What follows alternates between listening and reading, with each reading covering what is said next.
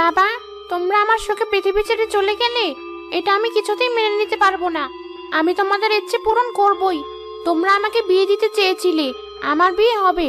আমার বিয়ে না হওয়া পর্যন্ত এই গ্রামের কোনো ছেলেমেয়ের বিয়ে হবে না। আমি কারো বিয়ে হতে দেব না। এই নদী পার না হয়ে কেউ এই গ্রামে ঢুকতে পারে না, আবার বের হতে পারে না। আমিও মরেছি এই নদীতে, তাই এই নদীর পাড়ের গাছটাতেই আজ থেকে আমি থাকবো।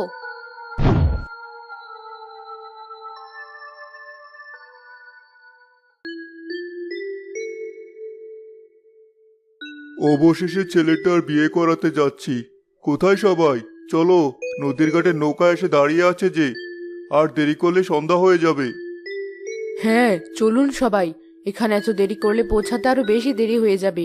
সময় নিয়ে কোনো চিন্তা নেই কারো।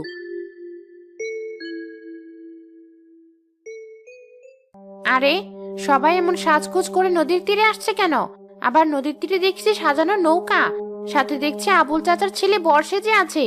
তার মানে আজ ওর বিয়ে, কিন্তু আমার আগে গ্রামের কারো বিয়ে হবে না। ওরা বিয়ে বাড়ি যেতে পারবে না। সবাই নৌকায় উঠে বসে পড়ো। মাঝি ভাই, নৌকা এবার চালানো শুরু করো।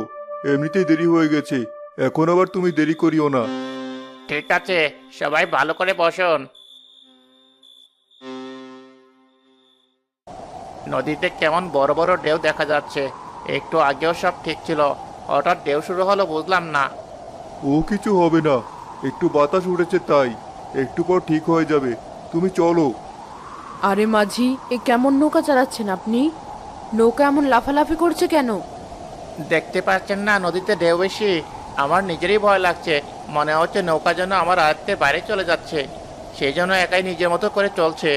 এই নদীতে এতদিন হলো কাজ করি, কখনো এত বড় বড় ঢেউ দেখিনি। কিন্তু একটু আগেও তো নদীতে তেমন কোনো ঢেউ ছিল না। আমি তো ভাবলাম বাতাসে এমন হচ্ছে, একটু পর ঠিক হয়ে যাবে। কিন্তু এটা তো শুধু বেড়েই চলছে, সাথে অল্পাতারি বাতাসও বইতে শুরু করেছে।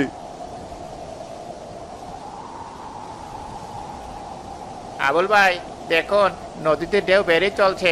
আমি এই অবস্থায় নৌকা নিয়ে নদী পার হতে পারবো না।